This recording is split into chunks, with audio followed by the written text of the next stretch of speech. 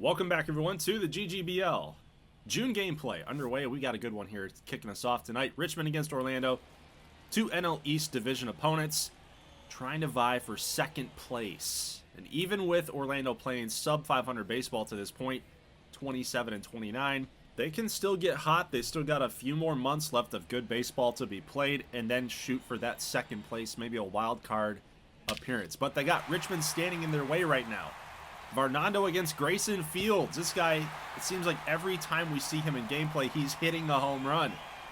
And he does exactly what you have to do. Fastball, low and away, you got to take it the other way. Varnado's got a big one, a hefty one, hitting 98 at some points. And Grayson Fields turns around and adds an extra 5 miles an hour to that baseball. 103 exit velo for a 2-run shot. So Orlando takes the lead. We'll jump here to the top of the second. Arubio Moya finally starting to come on a little bit here in that middle of the order for the good boys, delivering a 1-out double. Next batter up is Samuel Wilson. He's going to go to the same spot that Grayson Fields went, and that baby's gone. Wilson comes through again in the clutch. He is so good, man. He's so good. He's a lot better than his older brother, Darius Wilson. Yeah? I think that there might be a little bit of a debate there. So after the 2-run shot, Varnado gets new life. He's through the bottom of the third here. A 3-2 pitch to Fortuna. He's going to get him too. He's racking up the strikeouts here in this appearance. Let's go bottom fourth. Grayson Fields coming up to bat yet again. No home run this time. Can't get out of the infield. Domingo Mejia tossing him out of first. Great stretch from the catcher at heart, Samuel Wilson, playing first base a little bit more regularly now with Moya at catcher and Addison in the outfield. Nice play by Scott Gonzalez as well at second. And then in right field, we got Singer. He's going to make the play. And Varnado is at least through 4. We're going to jump all the way to the top of the 5th. 3-2 pitch here for Mejia. Ground ball should be 2. Burner back to Adams. It will be 2. Nice scoop by Grayson Fields. It will remain a 2-2 game. Jumping to the bottom of the 5th. We got another strikeout. That's Freddie Torres. Goes down. Varnado is through 5. Let's jump to the top of the 6th. We got a base hit. Kingston Monster. We actually highlighted him at the very beginning of the video of the matchup. So he's got to get himself going. That's a base hit for Chris Addison. And there might be a little bit of a rally started here for the good boys. And that, after that base hit, is going to do it for Drew Reed. His day is done. They will go to the bullpen. It's up to Chad Sexton. He's got a 4.75 ERA. The whip, we don't see it, but the strikeouts to walks, he walks some guys. And he's going to walk Benny Blanco here. So 1 down, bases juiced. Moya, he gets him to pop up. Here comes Torres trying to get the dive on, and he misses. It's going to go all the way to the warning track. It's going to score a bunch of runs. Here comes Blanco rounding third, headed for home. He slides in safely, and Moya is in with a 1-out bases clearing triple. A 3-run triple gives the good boys the lead, 5-2, and then Varnado comes in through 6. 2 strikeouts in this inning. He gets the last one to fly out to left. And we're going to jump to the bottom of the 9th. Marshall Langston coming up. He's going to pop it up shallow right field, and the second baseman Gonzalez is there to make the catch. And the good boys are victorious. It was a good game, man. It was a great game. Moya is your player of the game, of course. 3 for 4, a triple, and 2 doubles. And then Varnado, 9 strikeouts today against Sun Sox batters. That was a great performance. An all-around performance by the good boys. So kind of setting up the next matchup here. We got Boston and Vancouver. Vancouver wins on a walk-off, and if you see the box score there, Benny Rodriguez had 4 at-bats. He had a home run. His lone hit was a homer, which tells me that Benny hit the walk-off bomb to win the game. Good stuff. So as we head out here to game number 2, we got Joey Warren against Chucky Myers. 2 left-handed pitchers. One guy has a much better ERA. That is Chucky Myers going into this game. So maybe I favor Boston here just a little bit. Just a little bit. Especially after this solo shot. A 2-out solo home run from Willie Talbot. He mashes against left-handers. He's been doing it since he was out there in San Francisco. Came over to Boston via free agency. And then you look at Chucky Myers' numbers. He's 3-3, 2.57. Very solid whip as well, but he doesn't have an out yet here in the first inning. And that error by Jupe Rana the youngsters. Not going to help him out, guys. Not going to help him out. That was a surefire double play. And then that's going to lead to Cullen Ward, who loves to hit homers. And he loves ribbies. Grand salami for Cullen Ward. That's going to spike up Myers' ERA for sure. 4 runs on 1 swing of the bat, and he has yet to record an out. Yoshio, deep drive to the opposite field. Left fielder giving chase. That's going to go off the wall. That's a nobody out double. So again, runner in scoring position, nobody out. Deep drive from Win Fortuna. It seems like everything's been deep. You make contact, it's flying out of here. So the tag up, the lazy throw back in, misses Juprana. Charlie Ward goes home, and Yoshio scores. He tagged up from second base, and he scores on a sac fly. That's going to go down as a sac fly. That's crazy. Then, with 2 outs, 1 more strike to get Maxwell O'Neal a solo home run. 6 runs in the first inning. And then we go to the bottom of the second. Mike Sexton goes deep. Gorzelski can't make the play. It is again a nobody out extra base hit.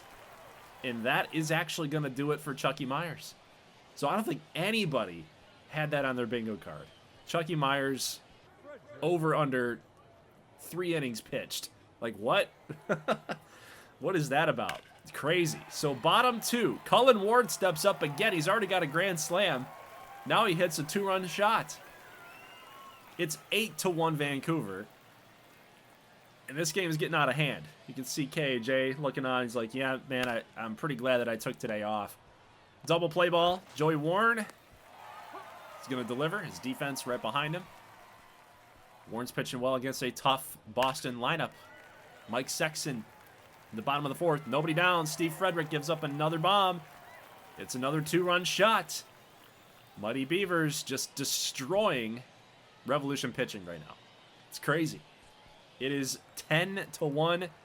And in the top of the 9th, Lip Branson comes up with 2 down, and I would be remiss if I didn't include that because it's a custom guy. You want to see your custom dudes do something. So he hits a solo home run, but guys, that's pretty much it. I mean, it was a moonshot. 109. So you might as well round up. It was 110 with 443 on the distance. Just an absolute nuke.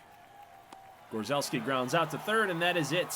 Vancouver gets a W, and it was very, very easy.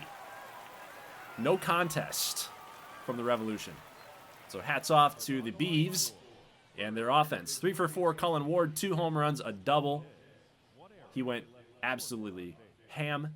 Joey Warren, 5 strikeouts, 3 hits given up, 2 walks, 1 earned. Very, very solid in the victory. Unfortunately for Chucky Myers, only 1 inning officially and 5 earned against him. So very, very tough outing for Chucky Myers. So next matchup, we've got Atlanta and Iowa. Atlanta's coming off of a series loss against Oklahoma City. Iowa got swept recently against Seattle, and they've actually been series losers in their last couple of series as well. So these two teams kind of scuffling at this point, but they still are in first place in their respective divisions. You've got Atlanta in first in the NL East, and in the AL Central, you've got Iowa in first place as well. So kind of surprising, honestly. Clifford Durham going to be a guy that we spotlight in this matchup, along with Riker Strizak, a 4.11 ERA in season number 2, with a 1.11 whip. So he's been actually very, very good, despite the high ERA. You know what else has been very good? George Cruz. Lefty, righty. Cruz has been one of the most underrated players across this league for quite some time. The guy just continues to produce. He gets his 17th double on the season right there off of Strizak. 2-2 pitcher to Justy Jeffrey. Lefty-lefty matchup. Very, very tough on Jeffrey, but he's going to go down, and Strizak wins the battle. We'll take a look here at Rory Ibar's numbers. And, you know, despite the high whip, he's got a 1.53, a high ERA. He's 7-2 this season. So that's kind of surprising. It just seems like he's getting a lot of offense from his teammates, right? Doing well. He's doing well. When he pitches, his team on offense performs. So Noah Pinker gets a base hit. That's back-to-back hits. And then we got Aguero up to bat. Wild pitch. That's what it's going to go down as, I believe. Yep, wild pitch. Not going to go on the catcher. That'd be a very, very tough error to give on the catcher. Aguero strikes out. That was a really big spot with nobody out. Just put the ball in play. That's all you got to do. Carver does just that, but it is a line drive to Sosa. He's going to quickly toss back over to third. He almost got Crawfish McGee doubled up right there. That would have been the end of the inning.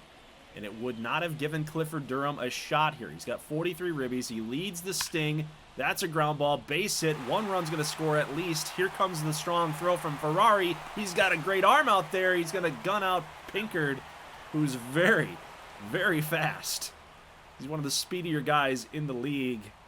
And Ferrari just guns him down like it was nothing.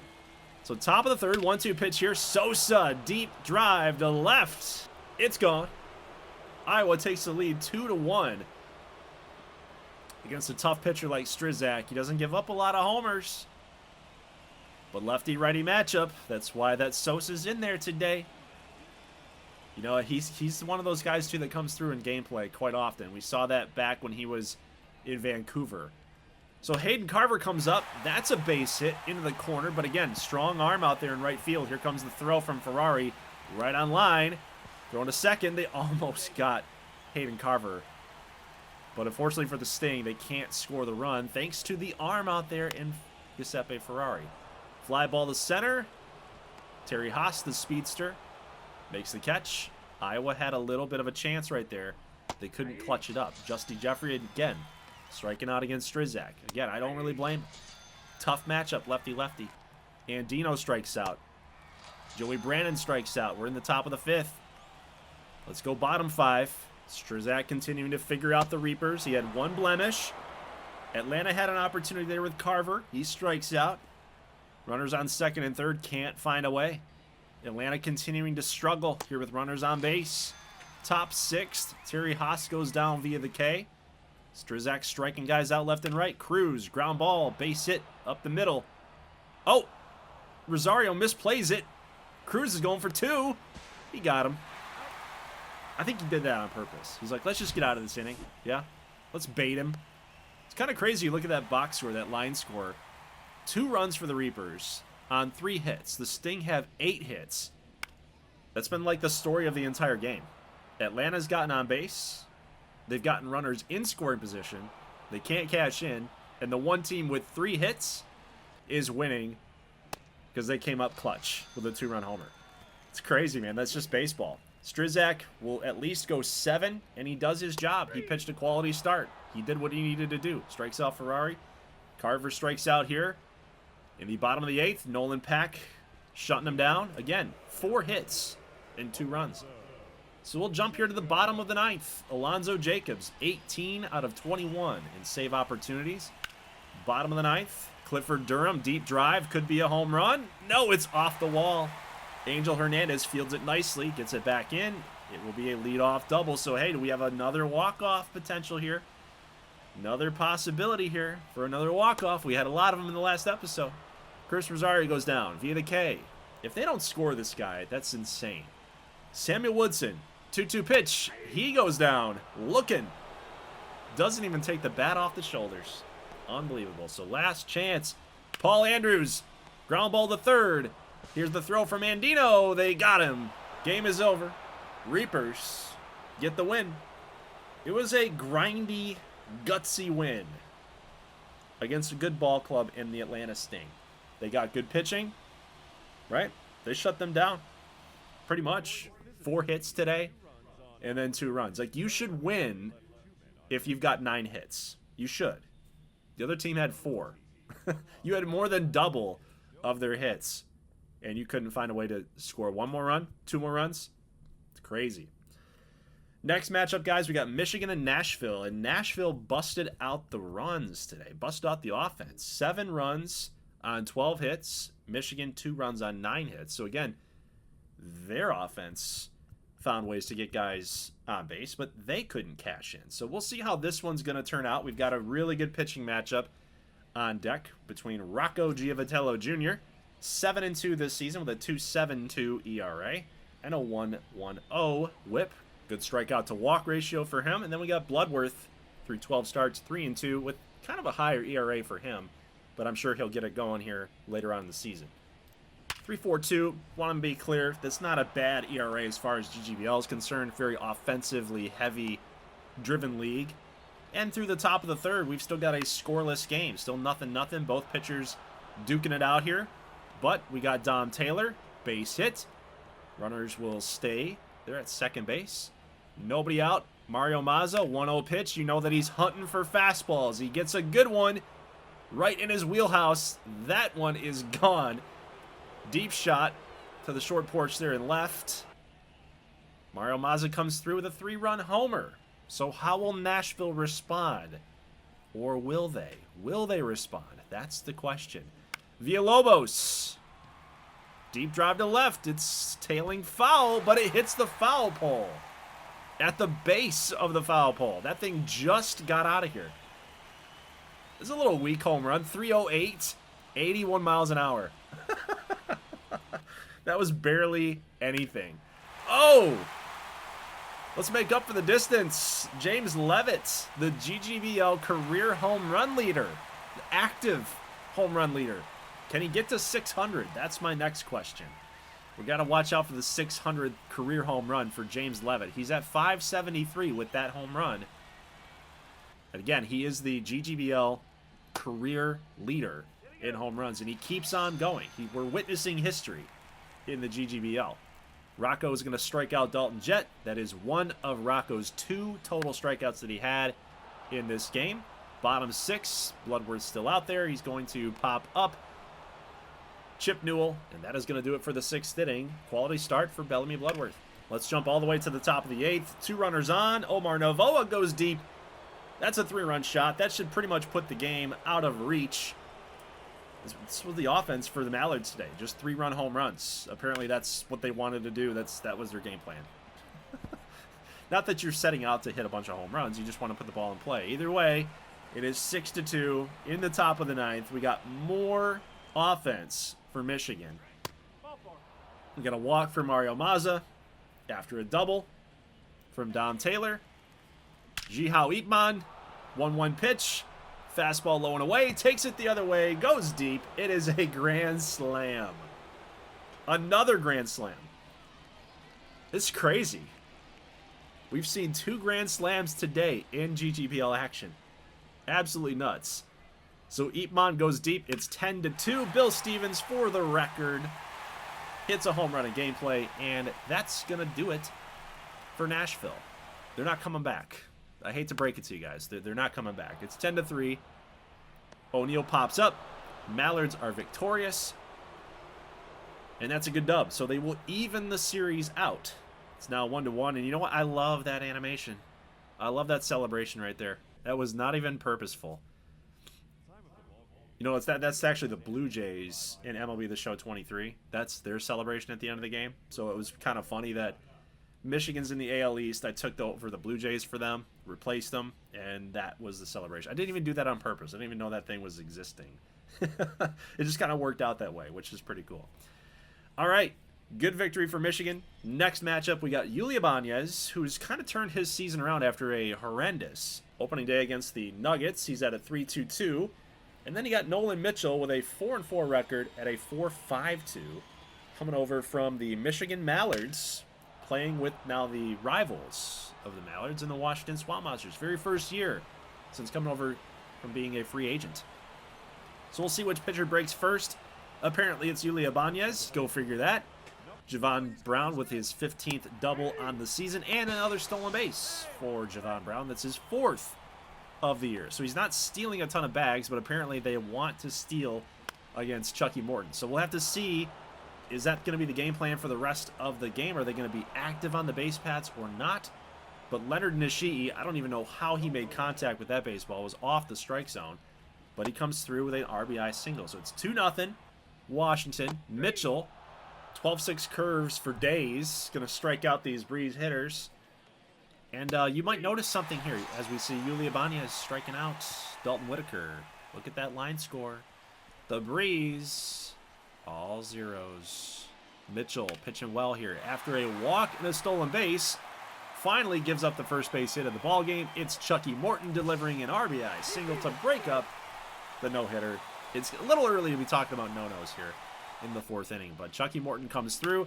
Let's jump to the bottom of the 5th inning. We've got Julio Cairo, deep drive to right center field, but Javon Brown is there to make the catch. So that is going to pretty much do it, guys. Top of the 9th.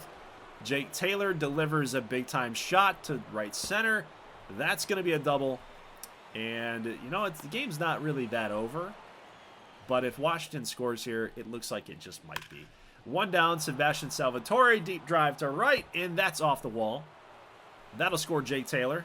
Big burly Jake Taylor. Somehow Salvatore slides in safely to second base. It wouldn't have mattered anyway. Taylor's going to score. 0-1 pitch here to Chucky Morton. 2 down. Fly ball to right. That'll do it. So there you go. Insurance run for Washington. Game is over. I spoke too soon. I don't believe in Chicago. I don't believe in them. I don't think that they're legit. But as I told the Discord, you can see, like, we glitched out. I don't know what happened in my PlayStation. It just decided that it was just going to completely shut off. And I'm lucky that I save after every single game that I get done, because I would have had to do all of the other games that I just showed you all over again. So unfortunately, that game never really happened, never really existed. So I did sim until Chicago lost that game. And we're going to get into the next matchup here now, guys. So let's get into Seattle and Carolina. Hopefully there's no more PlayStation 5 glitches happening here. So Seattle, they're having a tough time. They lost the series against LA, lost the series against Washington recently, and lost the series against San Diego. And to kind of get a cool matchup here, I kind of want to push Shevchuk back a little bit. We'll sim the first 2 games, and that way we're going to get a split series right now. It's a 1-1 series between the Emeralds and the Blue Sox, and it's a good matchup because now we got a good pitching matchup here. A rubber match. Not really a rubber match, but you know what I mean. We got Shevchuk against Joe Cheltenham. And they got worry about that guy. Goro Kobayashi, 298 batting average, always a very, very tough guy at the top of the order. Cheltenham having a solid season, 63 strikeouts, 19 walks. Kind of a high ERA, but overall, pitching very solidly, getting a lot of wins, doing what's asked of him as one of the top pitchers in his staff. So they're going to get Goro Kobayashi to pop out. Elliot Cervantes, I don't know why he's bunting. He's not that fast. He's not that quick. But Riddle can't get him out. And the ball's thrown away on a pickoff. And first baseman Quick was like hiding the ball. Cervantes thought it must have went all the way to the wall. He probably didn't even look at his third base coach. So Quick, the first baseman, plays a little quick trick on him. And he throws him out at third base. So that is an unfortunate inning for the Seattle Emeralds. I don't know what the heck just happened there. But taking a look at Alexei Shevchuk's numbers. 14 starts, 4-4 record. Kind of a high ERA for him, too, at 3.61. But I just go back to it, guys. It's an offensively driven league. So these pitchers are going to have a little abnormally high ERAs. And they're actually considered good when you look at the rest of the ERAs across the league. But Shevchuk's going to have 3 strikeouts in the bottom of the first. We're going to jump here to the top of the third. Kobayashi with 2 outs, delivering a base knock. Here comes the throw. They're headed home, and they're going to score. Wow. I mean, that was a really good relay throw from left field to Darius Wilson, who's got a strong arm at shortstop, and it was just a little bit offline. They would have had him with a more perfect throw from D-Will, so that's going to cost him a run. So it's 1-0. Cervantes with a base hit. Kobayashi's going to score. It's now 2-0. Seattle will go to the bottom of the third. Shevchuk with nobody out. Porter Pittman comes up, who's having a career year for Carolina. He's like 33 years old. He's just going off this season. High batting average, solid home run total. He's going to get a solo shot, getting the Blue Sox back into the ball game here. So 2-1 game, still bottom third. There's a deep drive from Colt Smoke off the Big Blue Monster. Nobody out, double for Smoke. So Carolina's still in business here. Shevchuk looking for some more strikeouts, but here is Keelan Okoye. Deep drive to right. Good catch out there by William Murphy. No advance from third to home. So they'll just go from second to third on the little tag up. Shevchuk does get Darius Wilson to strike out looking, so that is clutch. You got to get this next batter, though. You got to get Castro. However, it's a base hit, too hard hit for Murphy to even make a play on it. This game is now tied. It's a 2-out double for Castro. And now you got a problem. Because with a runner in scoring position, now you got to face Mr. 15 home run, good batting average, 307, Henry Castilla. And he is going to deliver a base hit. Castro's going to score. Castilla gets it done. Blue Sox take the lead. 3 runs in this inning. It's been a disastrous inning for Seattle. Top of the 4th. Murphy's going to strike out. He's kind of having a tough game today. A lot of opportunities there in right field. Some plays he's made, some plays he hasn't. The ball just finds you when you're struggling. It's actually going to go out there again off the bat of Darius Wilson. But Shevchuk pitches a clean 5th inning. So let's jump here to the top of the 6th. What a play by Darius Wilson. Did they get him? Oh, it was close. Clayton Hall with just a little bit too much speed. We'll get a little replay here. And, oh no. We got a big blue wall. We can't see anything. Hello? Can I see something? There you go. I like that view. GGBL needs new cameramen, I guess. We're low on budget. So they're going to call him safe. That was the right call. Landon Coles walks the next batter. Joshua Torres strikes out. That is a big hitter to get with bases juiced in a 3-2 game. 1-2 pitch here to Murphy. He's going to go down again on strikes. Again, I think he's just two in his thoughts right now. 2 outs. Caleb Callaway popped him up. That is unbelievable. Bases loaded with nobody out, and they can't score a run. Oh, my. So they're going to have one last chance. Paul Neebly coming out. 5.20 ERA as a closer. He's blown 5 saves. He's had 27 attempts. 22 have been converted. He's actually one of the league leaders in the NL. Murphy steps up. Ground ball. Wilson from the grass, basically, throws him out. Again, Murphy goes over. 1-1 pitch here to Callaway. Base hit. That was a hard hit. It was 112 on the exit velo. D-Will was not catching that one. He's going to bring up Williamson. He's already 0 for today. That's a ground ball. Should be 2. No, he's not going to go to second. They were stealing on the play. So very, very heads-up call from the coaching staff there. Avoiding the double play. Put the man in motion. Make something happen on offense. I love it. So now it's going to be up to Walker Lettier. 2-1 pitch. Need a ground ball here if you're Carolina to win the game. 2-1. Here it is. It's a deep drive to left field. It is gone. Walker's going to walk around the bases, giving Seattle the 1-run lead, a 2-run homer. And Neebly blows another save. 6 blown saves on the season. And that ERA continues to spike up for Paul Neebly. He signed a big contract in free agency coming over from Boston. He said he wanted a closer's job. Well, he got it. And he might be losing it before he ever even had a chance. Man, Walker Lettier, a big-time bomb. And then the big blue wall. Again, it's victimizing Seattle, apparently. We can't see their players. So it's going to be up to Adrian Cortez to shut down the Blue Sox. Porter Pittman draws a walk. It's a good pitch. It's a good slider, but it didn't break enough to catch the part of the strike zone there, high and in. And a little pop-up smoke to Duckworth. Makes the catch. This game is over. Seattle will be your winners, and they won it at the very, very, very end. 2 outs.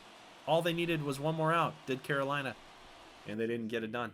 So Neebly gets saddled with a loss, a 2-run home run for Walker Lettier. It's 2 for 4. That's your player of the game. I agree with that one for a change. So, guys, that's it for the box score. That's it for our games. Let's go now to the June simulation. With the middle of June pretty much done, we've got 2 weeks left in June. We're just going to go ahead and simulate all the way up until the 1st of July. And the next time I see you guys will be next Friday, the 14th, Valentine's Day, because I love you so much. I think I said that in the last video. But we'll get in the next video, the next time I see you guys, February 14th, we'll do the draft, which is in 21 days, which pretty much means this week right here. And then we'll also do the Home Run Derby and then the All-Star Game and all that fun stuff. So let's go ahead and sim all the way to the end of the month. And since Seattle won against Carolina, a very entertaining game, they finish the month here to get to 45-40. Got a nice little winning streak there. 6-0 over Vancouver, 7-0 over Vancouver there, winning the series. Got swept by San Antonio, won the series against Kansas City, and split the series against Carolina. So it seems like some 500 level baseball there for the Seattle Emeralds. But let's go ahead now and move into the month of July, and we will get an update as far as standings goes right here, right now. Mighty Beavers still in first place. They've gone 5-5 in the last 10, but they are 16 games over 500. You love to see that. We still have a duking out between the Heat and the Swing. Half a game separating the Swing and the Heat right now. The Monarchs have gone 2-8 in their last 10. So if you guys remember in the last video, I said the Swing and the Heat have to stave off the Monarchs. They got to make sure that those guys don't come back. And you can see that New Orleans swept Kansas City here in the month of June. They didn't play them again. The Heat did not play Kansas City. Actually, yes, they did. So they lost. They lost 3 games to KC in the very beginning. But New Orleans made up for that for for Nashville's mistake with a 3-game sweep over the Monarchs. So the Swing are hanging in there. The Heat are getting it done against other teams in the GGBL. Monarchs, 6 games. Yeah, I think that's, yeah, I'm doing the math now. 6 games under 500. Copperheads, 14 games under 500. It's just not looking good for the Copperheads. Definitely not looking good for the Maroons at 32-50. We're in the month of July. Basically, they've got July, August, September. They got 3 months to make up that ground. I just don't see it. I mean, Monarchs they're still not out of the game yet. They're not out of this yet. But it's getting harder and harder the better that New Orleans continues to play and the Heat continuing to play it well. So that's good to see if you're a Heat fan. Now, for the NL East, Sun Sox continuing to struggle. They have not played very well. They've, again, gone 500 level baseball here in the last 10.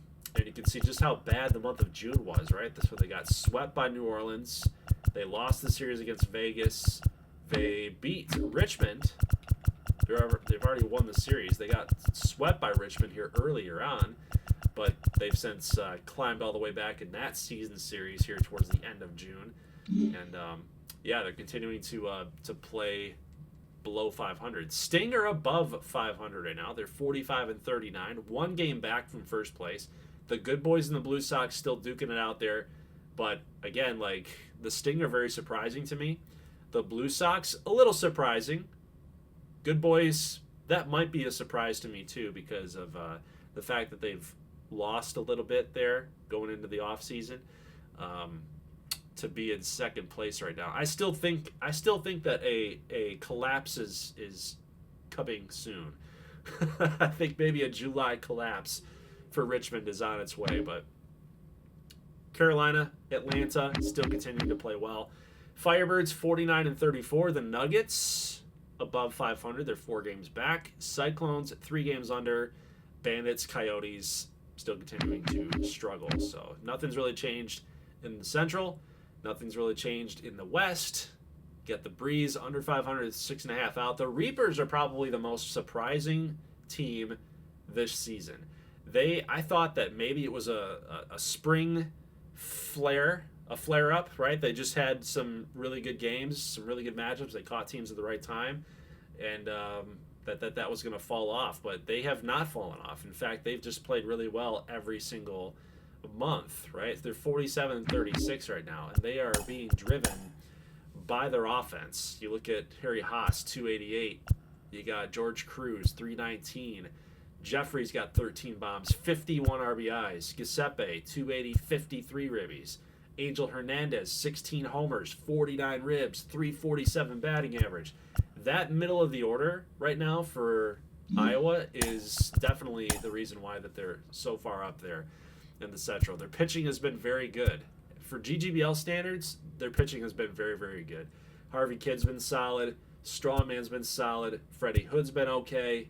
Ibar's been solid too. Ricky Shepard's been everything for this pitching staff. He's been the ace for certain, and that's the reason why they're in first place. So they are definitely the surprise team of the entire league. 24th ranked, and yet they're in first place. So kudos.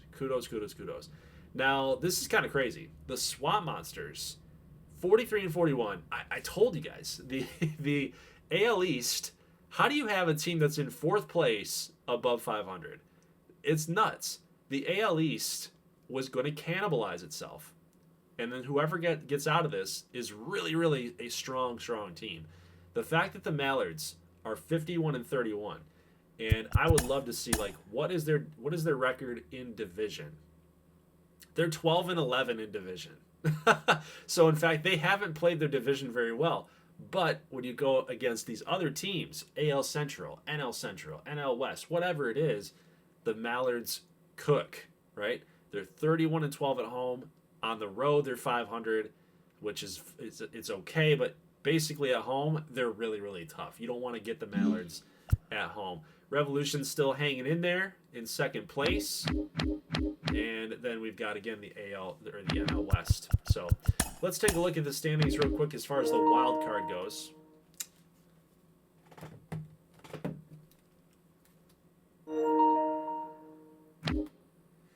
Nuggets, Revolution, Pizzazz, Swamp Monsters. We got 2 games separating the Breeze from clinching that. Cyclones, Jacks, Cardinals, Hammers. So even the Hammers are still kind of in this at 5 games back.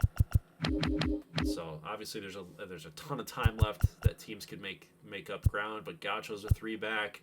Grizzlies, Emeralds right now not in the postseason, which is pretty crazy, being 5 games ahead of 500 and you're not even in the mix. If the season ended today, they would not make it, right? So Swing, Good Boys, and Sting making up your final wild card spot. So let's now go ahead to the awards races. I'm not going to do league leaders at this point. We can do that kind of on stream, but this is kind of getting to be a longer video. So let's just go to awards, and we'll do Player of the Month. So for June, you got Reed Hoffman, Baker T. Brooks. Look at that. All that AL East representation, man. Baker T. Brooks hit 404 in the month. Crazy. And Dorman, rookie of the month, there were 2 homers and 343 batting average. Donald Landis, yeah, there we go. Richmond, good boy. Love that. 360 for Clayton Hall. And Triola, 5-0 with a 2.23 for Nashville. That's the reason why, guys. That's the reason why they're good at pitching. All right. Awards races. Stoitz, Jet, and James. Stoitz has 81 RBIs, and we're not even at the All-Star break. We're not even at the trade deadline. He's got 81 RBIs. He's on pace for 160. It's nuts. It's crazy. NL, you got Durham, Clayton Hall, and Cullen Ward. Cullen Ward has 30 home runs. Dude, this dude is on pace for 60. We could have our first player to hit 60 home runs in a GGBL season. That's nasty. 77 ribbies there as well. Yeah, I don't even think Kevin Stoitz, who's like Mr. Home Run, is that? No, he's not. No, we don't even have anybody that's up to 50, I believe. I don't think that there's ever been anybody that hit 50 home runs in this league. I could go to like record book, I think. Is there a record book? Maybe not.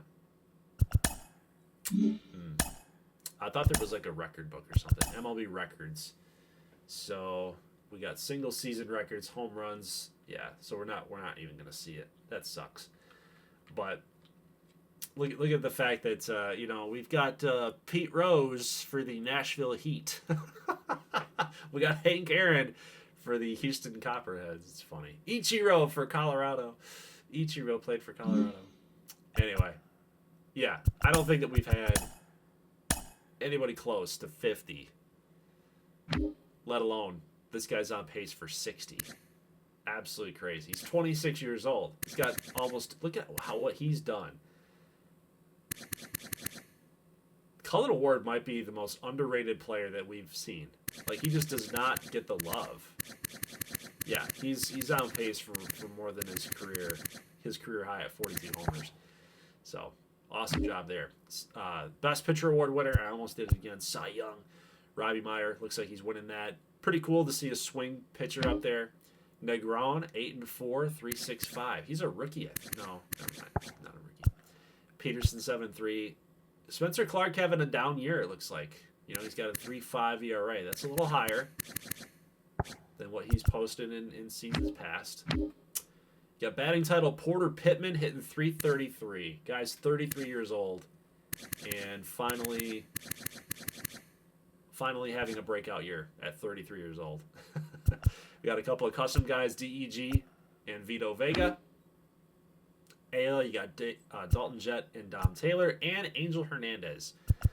I agree with this. Dalton's got 19 homers, 66 ribbies. Angel's got 49 ribbies, 3 less homers, a little less of batting average. I agree with this, but I don't know if Dalton Jett's going to be sustainable. You know, he's been a guy that's he might be one of the most underrated guys too. Dude hits 35 plus home runs every single season. He's good for 100 ribbies every year, right? Gets you some good batting average, but this year at age 26, he's just going off. So I wouldn't be surprised if you know, he makes a push and wins the MVP. If Stoitz's batting average continues to plummet, I think Dalton Jett wins the MVP. He might be getting robbed here, getting snubbed. Reliever of the Year award, you got Hoffman. We've seen him in gameplay action. He's been good. Parmalee, very solid. Hitchcock, Stevens, and Yamazaki. Rookie of the Year, Pedro Murillo. Donald Landis for the Good Boys. Byron Capel. Winthrop, there you go. He was like second or third on the list, I think, in the last video, so it's nice to see that, you know, he's kind of popping up again. Hitting 258, 10 doubles, 13 bombs. Well on his way as a rookie to get to 26. Right? I think he'll probably finish with like 23. I'll say he hits 10 more home runs, which is kind of, I mean, it's a lot. For 3 more years, it's a lot, but I think he can get there. And then you got Hank Aaron Award winner, 30 homers there, Durham, Vega, Jett, Hernandez, and Brooks. So familiar names there. So guys, that is it for the video. Leave a like if you like this thing. I will see you next time, next Friday. We are going to go through and do the draft together. Again, no custom prospects this season. I am going to bring them back for season number 8. So you can earn those custom prospects for season number 8. We're going to do it a little bit differently, though.